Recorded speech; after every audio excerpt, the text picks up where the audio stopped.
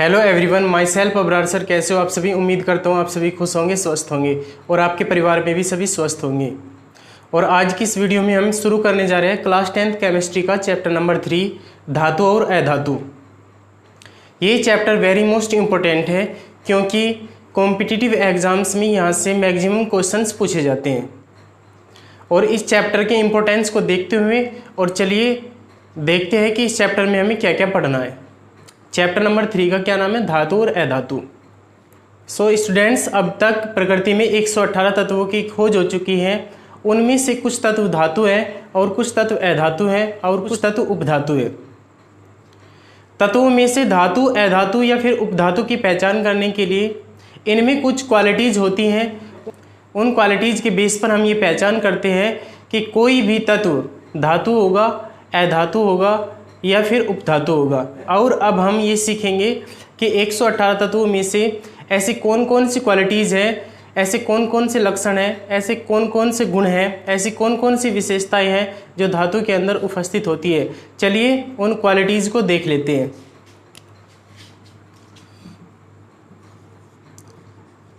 Qualities of metals. Qualities of metals, धातुओं की quality, धातुओं के गुण। सबसे पहला गुण होता है धातुओं के अंदर, ये ठोस होती है। धातुएं जो होती है बच्चों, ये ठोस होती है। जो भी धातु ठोस होगा वो धातु की श्रेणी में ही आएगा, वो मेटल्स होगा। जैसे लोहा, इसे हम आयरन भी कहते हैं। तांबा, इसे हम कॉपर भी कहते हैं। इसका संकेत होता है Cu और लोहे का संकेत होता है Fe। लोहा ठोस होता है और तांबा भी ठोस होता है। और जैसे कि एल्युमिनियम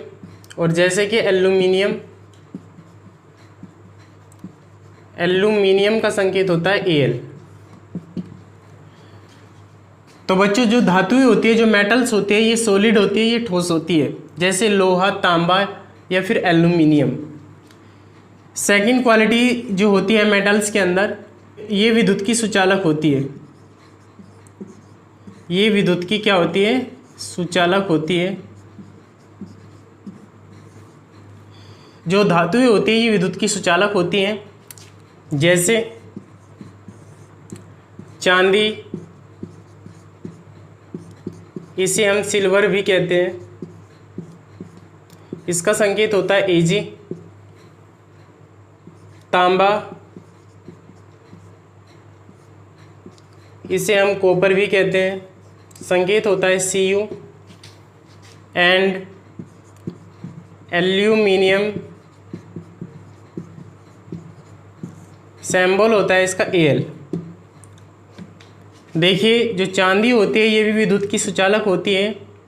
इसमें जो है विद्युत धारा प्रवाहित हो जाती है चांदी के अंदर। और तांबा भी जो होता है विद्युत का सुचालक होता है। एल्युमिनियम भी विद्युत का सुचालक होता है। और टंगस्टन, बल्ब का जो तंतु होता है वो टंगस्टन धातु का बना होता है। और टंगस्टन का संकेत होता है कैपिटल W। जो टंगस्टन धातु होती है ये भी विद्युत की सुचालक होती है। तो सबसे पहली क्वालिटी क्या बताई? ये ठोस होती है, जैसे कि लोहा, तांबा या फिर एल्युमिनियम। ये विद्युत की सुचालक होती है। जो तत्व विद्युत के सुचालक होंगे वे मेटल्स होंगे, जैसे चांदी, तांबा, एल्युमिनियम या फिर टंगस्टन। नेक्स्ट क्वालिटी को देख लेते हैं। चलिए नेक्स्ट क्वालिटीज को देख लेते हैं। ये इलेक्ट्रॉन को त्याग करके, जो तत्व इलेक्ट्रॉन को त्याग करके, इलेक्ट्रॉन को डोनेट करके धनायन बनाते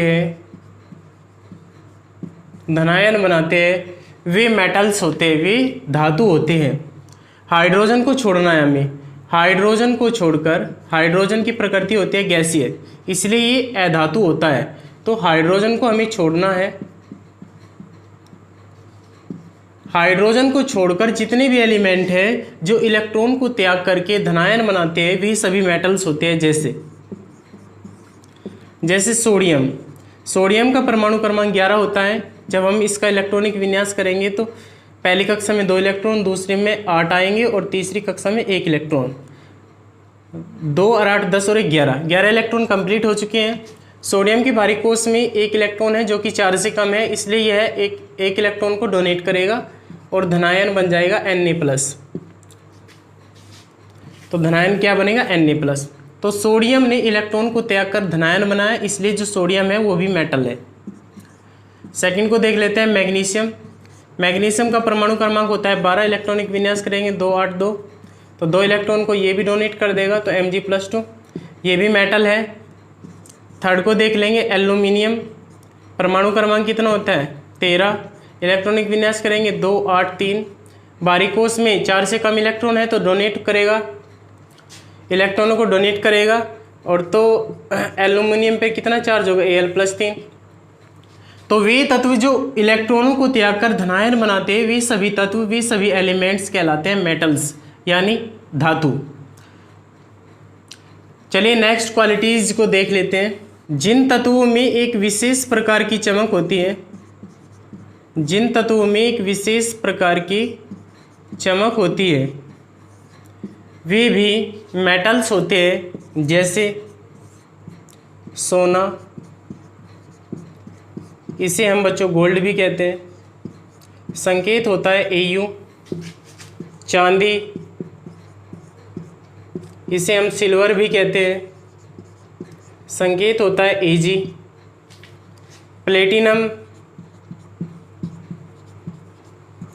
इसे हम सफ़ेद सोना भी कहते हैं, संकेत होता है Pt।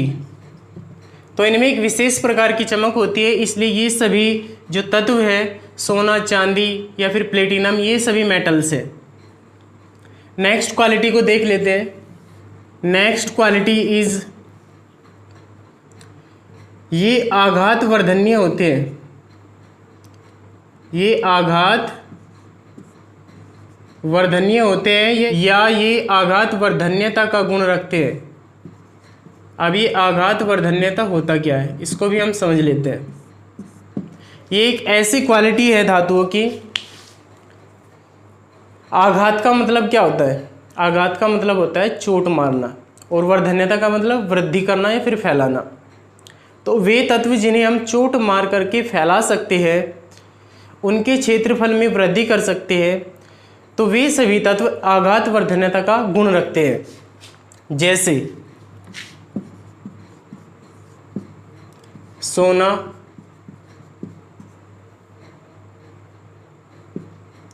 चांदी, लोहा। लोहे को चोट मारकर फैलाया जा सकता है, सोने को भी चोट मारकर फैलाया जा सकता है, चांदी को भी चोट मारकर फैलाया जा सकता है। इसलिए ये सभी तत्व आघात वर्धन्यता का गुण रखते हैं। तो जो भी तत्व आघात वर्धन्यता का गुण रखेंगे वे सभी मेटल्स होंगे। और यहाँ पे कॉपर भी आ जाएगा। कॉपर का संकेत Cu होता है, लोहे का Fe होता है, और चांदी का Ag होता है, और सोने का होता है Au। उम्मीद करता हूँ ये आपके अच्छी तरीके से समझ में आ गया होगा। नेक्स्ट क्वालिटी को देख लेते हैं। ये तन्यता का गुण भी रखते हैं, ये तन्यता का गुण भी रखते हैं।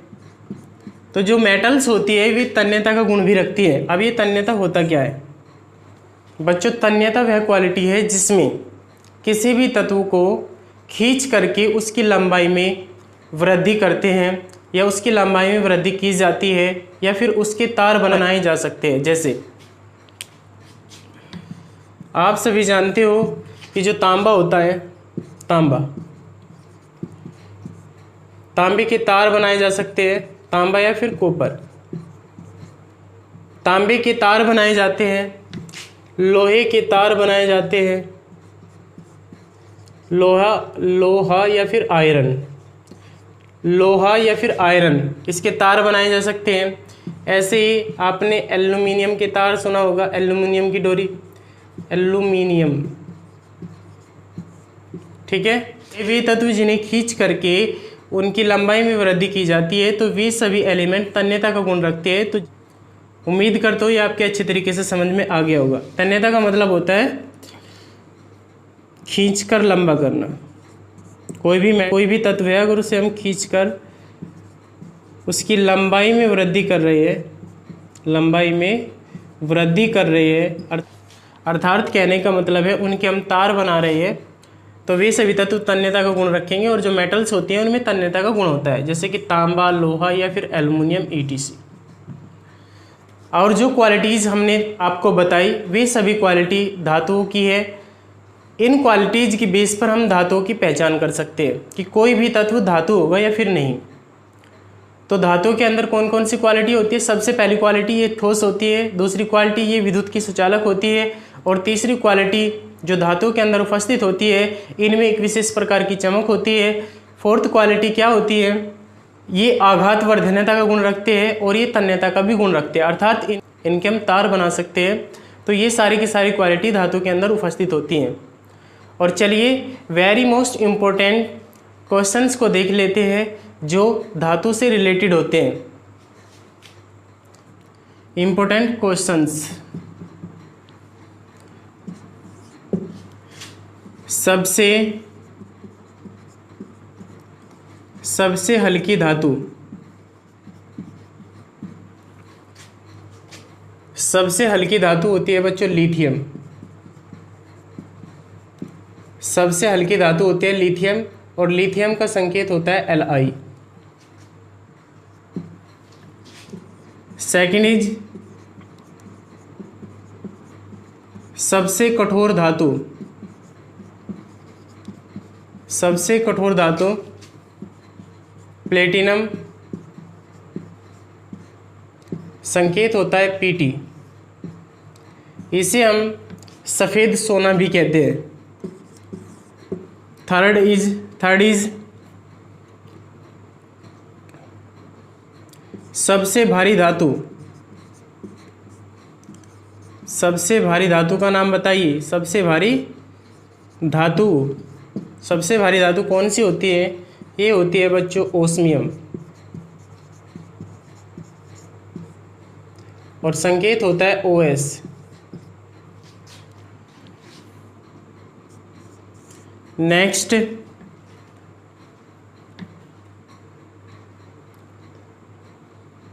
ऐसी धातु जो जल में घुलकर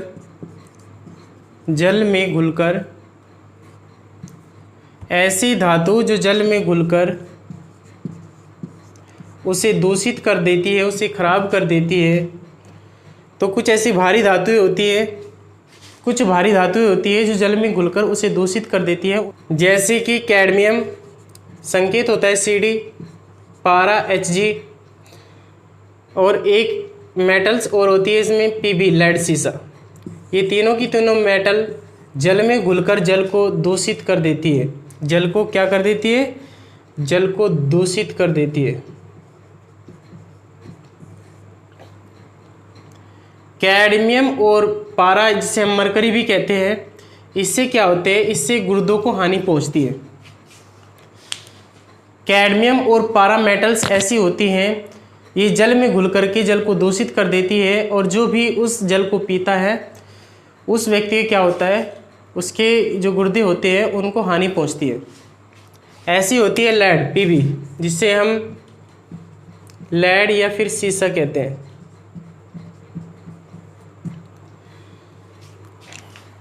लेड से होता है गुर्दे, जो जिगर होता है, गुर्दे या फिर जिगर या फिर तंत्रिका तंत्र, उसे नुकसान पहुंचता है, वो से जो है हानि पहुंचती है। चलिए नेक्स्ट क्वेश्चंस को देख लेते हैं। किसी एक द्रव धातु का नाम बताइए। किसी एक द्रव, लिक्विड मेटल, द्रव धातु का नाम बताइए। तो आंसर मिलेगा आपको पारा, जिसका संकेत होता है Hg। इसे हम पारा भी कहते हैं, इसे हम पारद भी कहते हैं, इसे हम मरकरी भी कहते हैं। इसे ही कहा जाता है बच्चों हाइड्राग्राम, और इसे ही कहा जाता है क्विक सिल्वर। इसे ही कहा जाता है क्विक सिल्वर।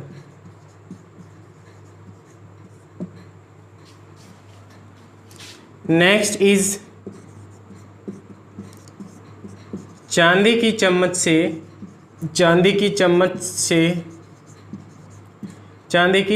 से अंडा खाना वर्जित होता है। चांदी की चम्मच से अंडा खाना वर्जित होता है।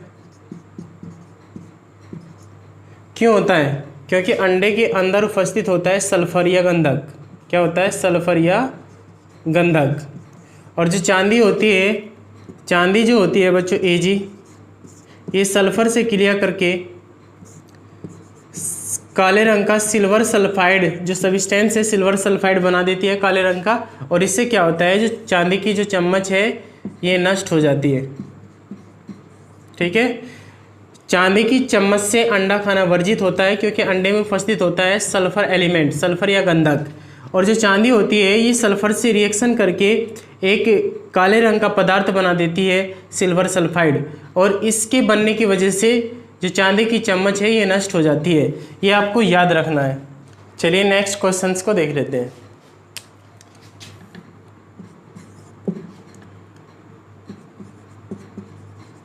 विद्युत की सबसे सुचालक धातु, विद्युत की सर्वोत्तम सुचालक जो धातु होती है बच्चों वह होती है चांदी या सिल्वर। चांदी या सिल्वर, संकेत होता है Ag। नोट पॉइंट, धातुओं की विद्युत चालकता का घटता क्रम। सबसे ज़्यादा विद्युत चालकता किसकी होती है? चांदी की। फिर इससे कम किसकी होती है? कॉपर या फिर तांबे की। इससे कम किसकी होती है? एल्यूमिनियम की। किसकी होती है बच्चों? एल्यूमिनियम की। और इससे कम क्या होती है? टंगस्टन की।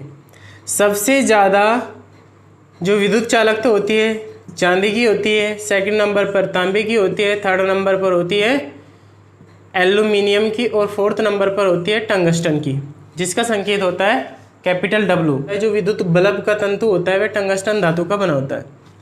विद्युत बल्ब का जो तंतु होता है टंगस्टन धातु का बना होता है। उम्मीद करते हुए आपकी समझ में आ गया होगा। नेक्स्ट इज, देखिए जो प्योर गोल्ड होता है, शुद्ध सोना,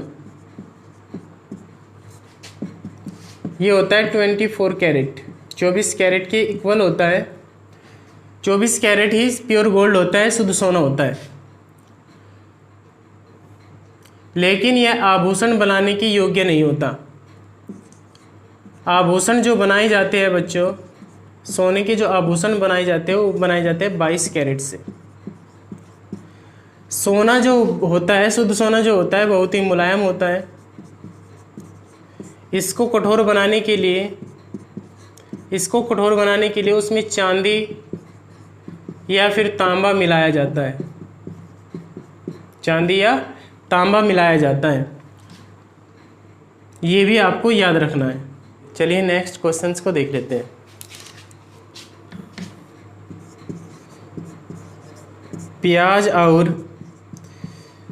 प्याज और लहसुन में जो गंध आती है बच्चों, उसमें उपस्थित पोटेशियम के कारण आती है। उसमें उपस्थित पोटेशियम के कारण आती है। और पोटेशियम बहुत ही मुलायम धातु होती है। इसे हम चाकू के द्वारा काट सकते हैं। इसे चाकू के द्वारा काटा जा सकता है। ये भी आपको याद रखना है। नेक्स्ट क्वेश्चंस को देख लेते हैं।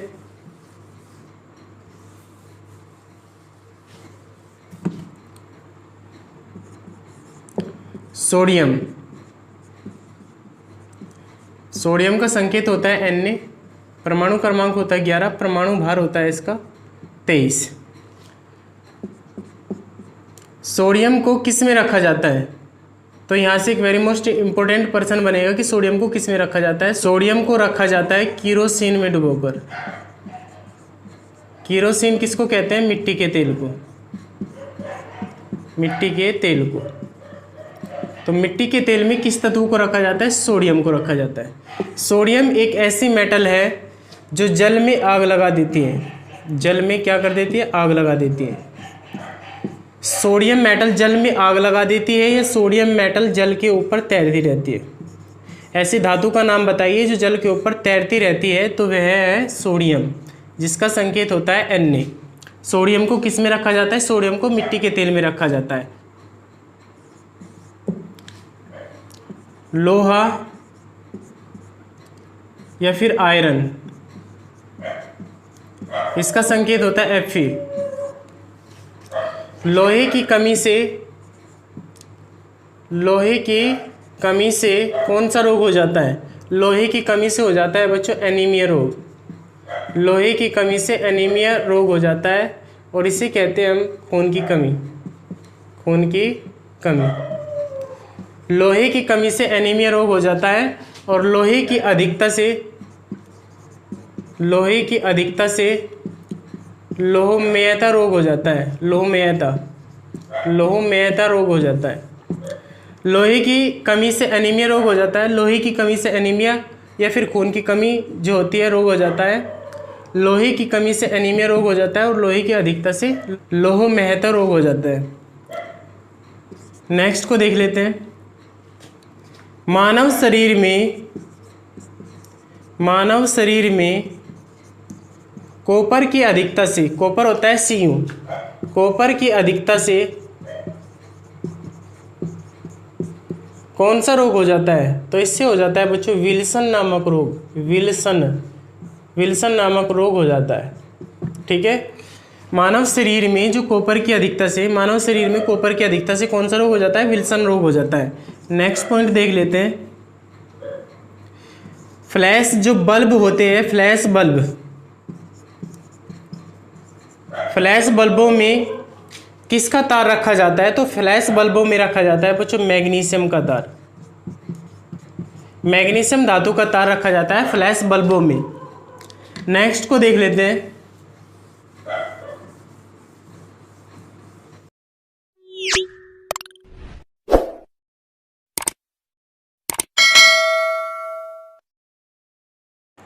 चलिए बच्चों नेक्स्ट क्वेश्चंस को देख लेते हैं। एक जिंक धातु का ऑक्साइड होता है, जिंक ऑक्साइड, जिससे हम जस्ते का फूल भी कहते हैं। क्या कहते हैं? जस्ते का फूल। जिंक ऑक्साइड को जस्ते का फूल भी कहा जाता है और जिंक ऑक्साइड का फॉर्मूला होता है ZnO और इसका प्रयोग किया जाता है मरहम या फिर चेहरे की क्रीम बनाने में। नेक्स्ट इज जिंक धातु का ही क्लोराइड होता है, जिंक क्लोराइड फॉर्मूला होता है इसका ZnCl2, जिंक क्लोराइड, और इसका प्रयोग किया जाता है बच्चों लकड़ी की वस्तुओं को कीड़ों से बचाने के लिए हम किसका प्रयोग करते हैं? जिंक क्लोराइड का प्रयोग करते हैं। जिंक क्लोराइड का प्रयोग लकड़ी की जितनी भी वस्तु होती हैं उनको कीड़ों से बचाने के लिए करते हैं। नेक्स्ट क्वेश्चंस को देख लेते हैं।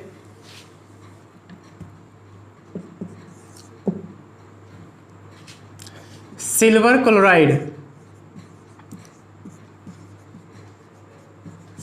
क्लोराइड, इसका फॉर्मूला होता है AgCl।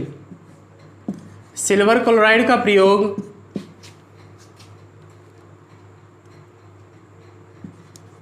फोटोग्राफी में किया जाता है।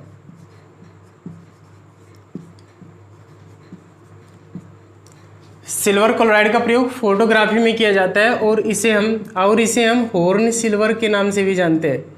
हॉर्न सिल्वर, और इसे हम हॉर्न सिल्वर भी कहते हैं या हॉर्न सिल्वर के नाम से भी जानते हैं। सिल्वर क्लोराइड को AgCl को प्रयोग होता है फोटोग्राफी में। नेक्स्ट देख लेते हैं। एक सिल्वर मेटल का ही एक आयोडाइड होता है, सिल्वर आयोडाइड।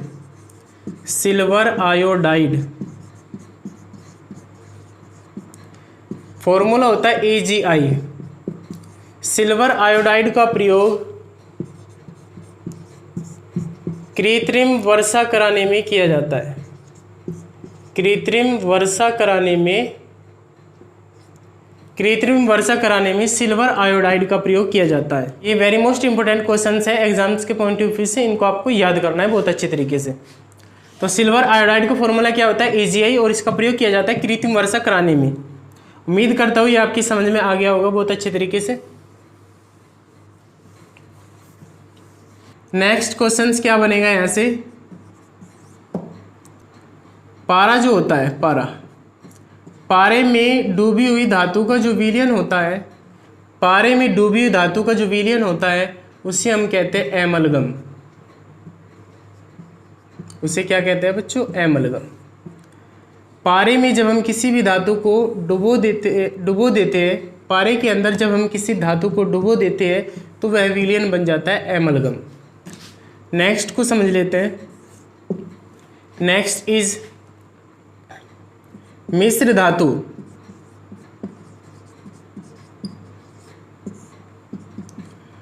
मिश्र धातु किसे कहते हैं, दो या दो से अधिक धातुओं का, दो या दो से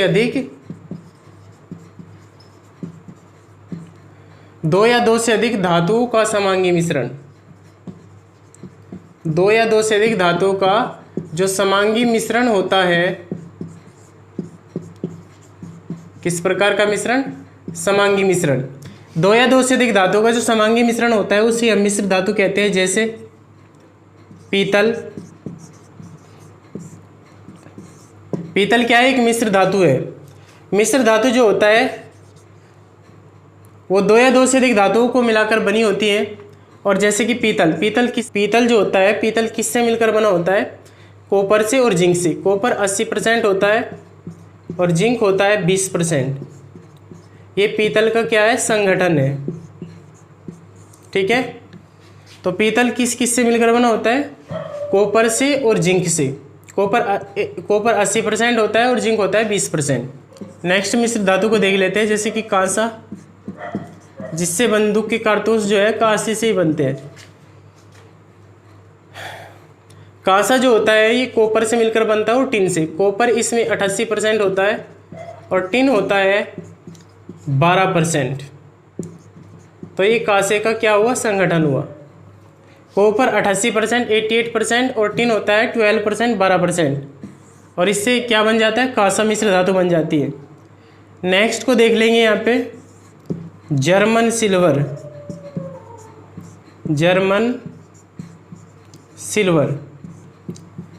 जर्मन सिल्वर कैसे बनता है, इसमें कॉपर होता है 60%, जिंक होता है 20% और एक मेटल और होती है निकिल, Ni, ये भी 20% होता है। इसमें कितना होता है, 20%। और जर्मन सिल्वर के चाकू, ब्लेड वगैरह बनाए जाते हैं। मिश्र धातु होती है दो या दो से अधिक धातुओं का समांगी मिश्रण। दो या दो से अधिक धातुओं का समांगी मिश्रण कहलाता है मिश्र धातु। जैसे पीतल एक प्रकार की मिश्र धातु है जो कॉपर और जिंक से मिलकर बनी होती है। कांसा भी एक प्रकार की मिश्र धातु है जो कॉपर और टिन से मिलकर बनी होती है। और ऐसे ही क्या है, जर्मन सिल्वर है जो कॉपर, जिंक और निकिल से मिलकर बनी होती है। नेक्स्ट को देख लेते हैं।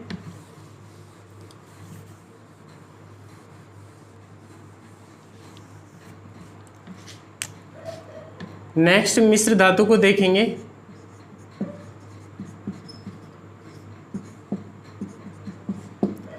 नेक्स्ट मिश्र धातु ली हमने कृत्रिम गोल्ड।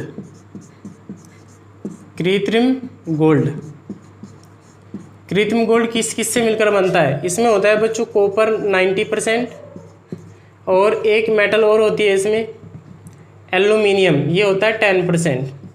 कॉपर 90% और एल्यूमिनियम 10%, इसको मिलाकर के कृत्रिम गोल्ड तैयार होता है। कृत्रिम गोल्ड एक प्रकार की मिश्र धातु है। विद्युत हीटर का जो तार होता है बच्चों,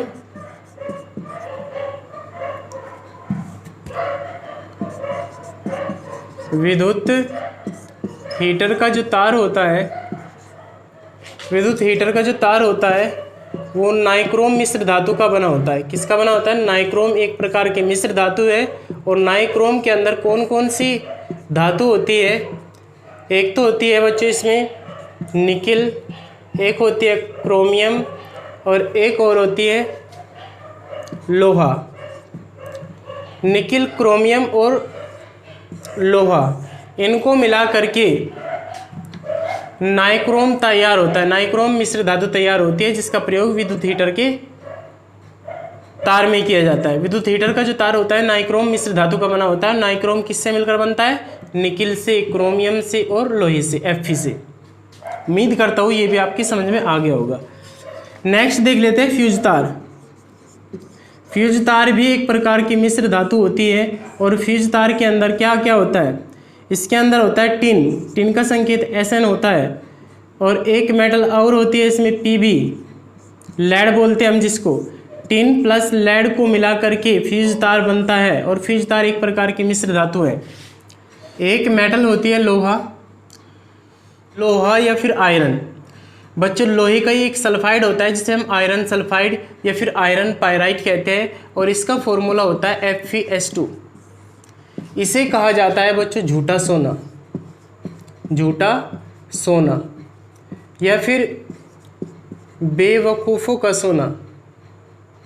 आयरन पायराइट FeS2 को ही हम झूठा सोना या फिर बेवकूफ़ों का सोना कहते हैं। झूठा सोना या फिर बेवकूफ़ों का सोना कहते हैं आयरन पायराइट को ही। चलिए नेक्स्ट क्वेश्चंस को देख लेते हैं। बच्चों कोबाल्ट जो मेटल होती है, कोबाल्ट जिसका संकेत होता है CO, इसका एक समस्थानिक होता है बच्चों। समस्थानिक किसको बोलते हैं? एक ही तत्व के ऐसे परमाणु जिनके परमाणु क्रमांक तो सेम हो, समान हो, परंतु परमाणु भार अलग अलग होते हैं, वे एक दूसरे के समस्थानिक कहलाते हैं। ऐसे ही कोबाल्ट जिसका संकेत CO होता है, इसका एक समस्थानिक होता है कोबाल्ट 60, कोबाल्ट 60। इसका प्रयोग किया जाता है बच्चों कैंसर के उपचार में। कैंसर के उपचार में इसका प्रयोग किया जाता है। कैंसर के उपचार में किसका प्रयोग किया जाता है? कोबाल्ट 60 का। किसका प्रयोग किया जाता है बच्चों? कोबाल्ट 60 का प्रयोग किया जाता है। नेक्स्ट इज आतिशबाजी के दौरान, आतिशबाजी के दौरान